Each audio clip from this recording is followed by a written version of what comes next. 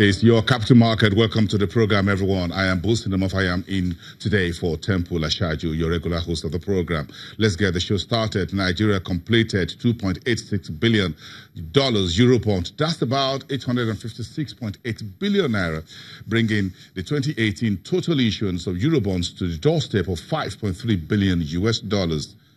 The new offering of 3 tenors was priced at 7-year 7.624%. The 12-year tenor came in at 8.75% and 30-year paper at 9.25%, the highest Nigeria ever had at the Eurobond market.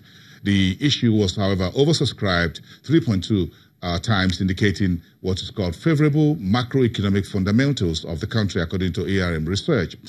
Those guys say the pricing reflects the ongoing emerging market risk-off resulting from recent spate of interest rate hike in the U.S. Treasury yields. Analysts, however, raised concern about the impact of the Eurobond on the issuance of FX reserves, the fiscal outlay, and impact on yield, fixed income yield over the rest of 2018. One big news on Market Street this week is around Seplat Petroleum.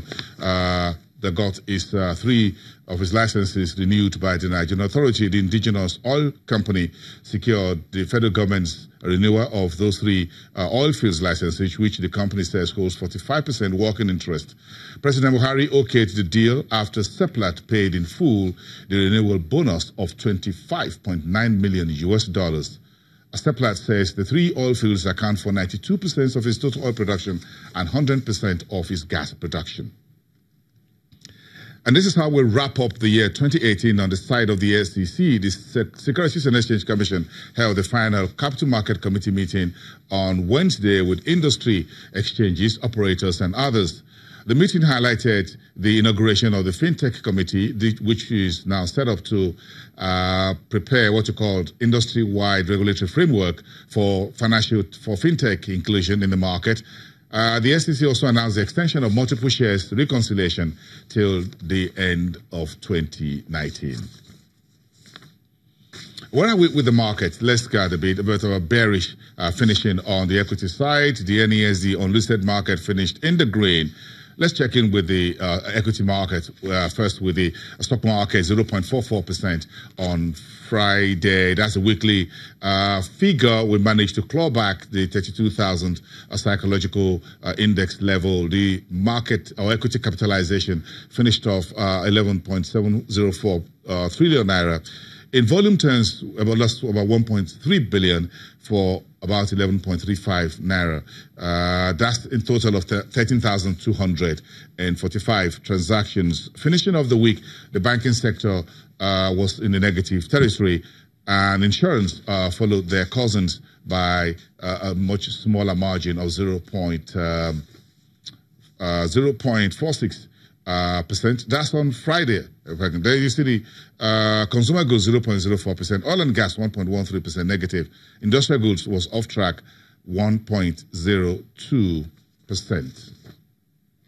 I'm not going to hear about the NESD unlisted securities market. The volume was much better. The unlisted securities market, the OTC, finished 1.24% in positive territory, both on the US side, which is the unlisted securities index, back at 710.84 points, up by almost 1%. That was a bullish trend for the week. In volume terms, that's also much higher than the previous week, 1.41 million. The week finishing was 192.27. That's also better than the previous week in nearly 50 transactions for the week.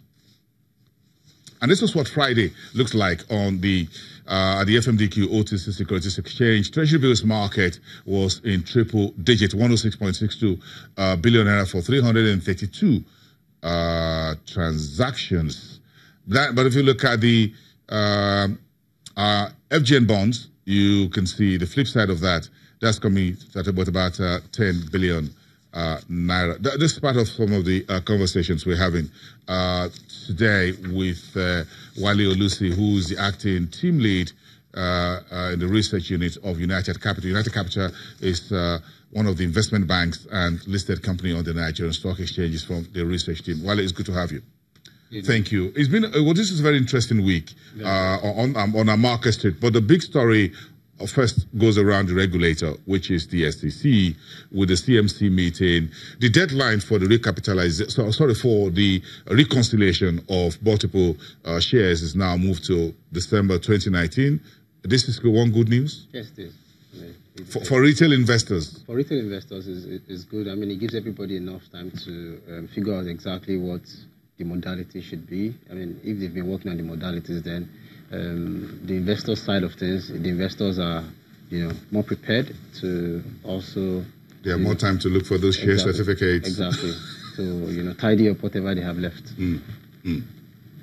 But the big story, which is very new, the multiple shares application subscription reconciliation has been there for the last 1 year or so. SEC had moved that deadline forward, and now maybe this will be the final one. But the fintech is what really caught my attention for the week in terms of now we have a fintech committee to look for regulatory framework in the market. Do you think this is the time for the market to go full-blown as fintech is concerned? The world is moving in that direction. Yeah, I mean, definitely, it's about time we look at fintech clearly from the regulators' point of view. Because from banking to investment, we even recently launched our Invest Now. So, I mean, we are also caught in the old euphoria. So, apart from the capital market, the banking sector is also, at the moment, really concerned about what the impact of these fintechs will be. I mean, globally, there's been a lot of talk about how fintechs are going to disrupt what we know as conventional banking. So, for the capital market, I think it's about time the regulators sit down to, really draft a framework. But I think they should involve, experts in this field to know exactly, the kind of regulation that will ensure that fintechs are not stifled, because these are innovators, and the nature of their business is not directly or a typical banking or a capital market kind of operation. Technology based. Exactly, it's technology. Software. So, exactly. Things So like that. we need to include IT people that know how this thing works, so that we will not be setting unnecessary capital